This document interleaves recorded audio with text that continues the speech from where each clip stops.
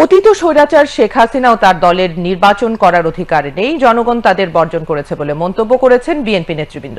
সকালে জাতীয় প্রেস ক্লাবে জাতীয়তাবাদী টেক্সটাইল ইঞ্জিনিয়ার্স অব বাংলাদেশ জ্যাটেপ আয়োজিত রাষ্ট্র কাঠামো মেরামতের ৩১ দফা প্রেক্ষিত টেক্সটাইল সেক্টর শীর্ষক আলোচনা সভায় তারা এই মন্তব্য করেন।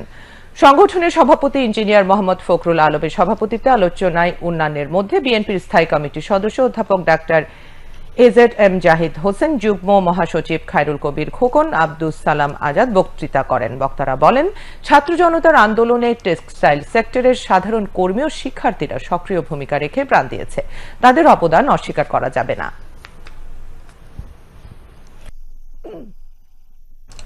এদিকে বিএনপির সাবেক সাংস্কৃতিক বিষয়ক সম্পাদক ও জাসাসের সাবেক আহ্বায়ক মরহুম জাহিদ হোসেন চুন্নুর ২৯তম মৃত্যুবার্ষিকী উপলক্ষে আজ জাতীয় প্রেস ক্লাবে আলোচনা সভার আয়োজন করে জিয়া শিশু কিশোর মেলা।